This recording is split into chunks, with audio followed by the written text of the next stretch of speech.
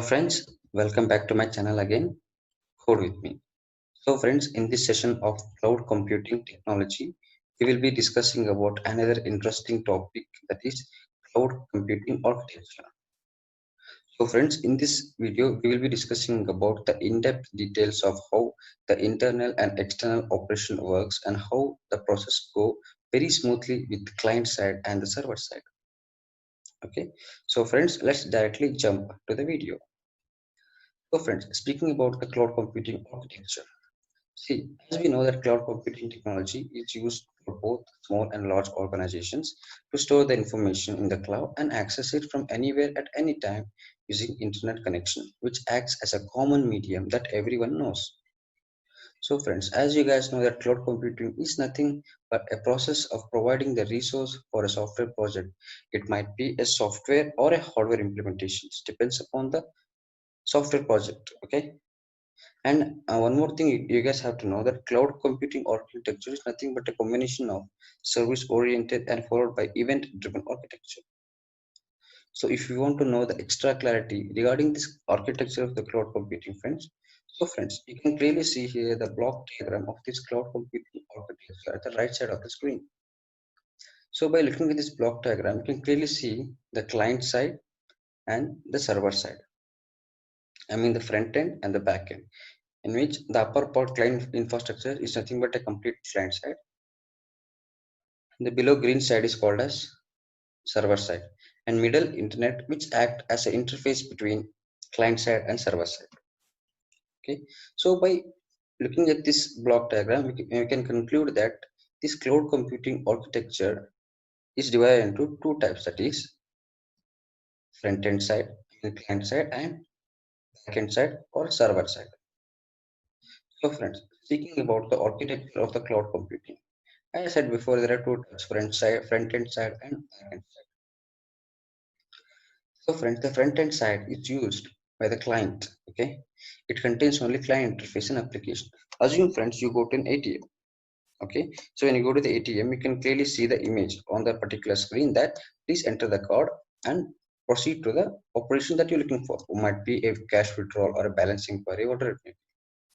So friends, when you insert a card, you'll get an option that whether you want to check your balance or whether you want to extract the pay slip or extract the money, maybe that the information that is given on the screen is called as graphical user interface. Front end side is designed to see what the customer wants to see or how it is programmed. The thing what you see is nothing but a graphical user interface. So in the cloud difference, now if you're looking at my video, you can see all the details here. I mean the screen, the character, these are called as graphical user interface. Okay, assume if I'm a server and you are a client, that you are looking at my video, that you are looking for, I mean that you are needed, I'm providing you the details that you have needed. Okay, and speaking about backend, friends, the backend is used by the service providers and it manages all the resources that required to provide cloud computing services. It includes a huge amount of data storage, security mechanism, virtual machines, deploying models, service, traffic control mechanisms, and etc.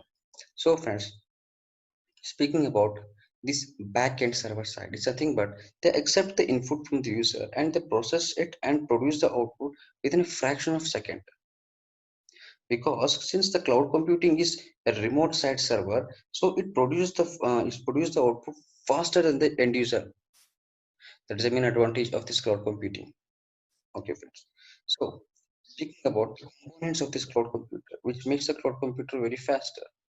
First comes client infrastructure. Second comes application. Third comes cloud service, runtime cloud, okay, cloud storage and cloud infrastructure, cloud and cloud management. So friends, so discussing individually, first comes client infrastructure.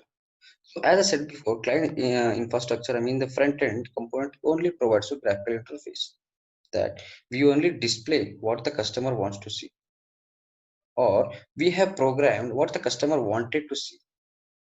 That is called as client infrastructure. So speaking about applications, application may be software or platform that client wants to access.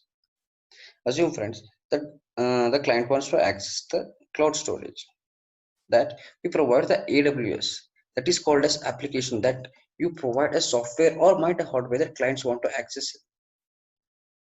Okay, so next comes services. So friends, in service increase, I have not made any in-depth details regarding this IaaS, PaaS, SaaS.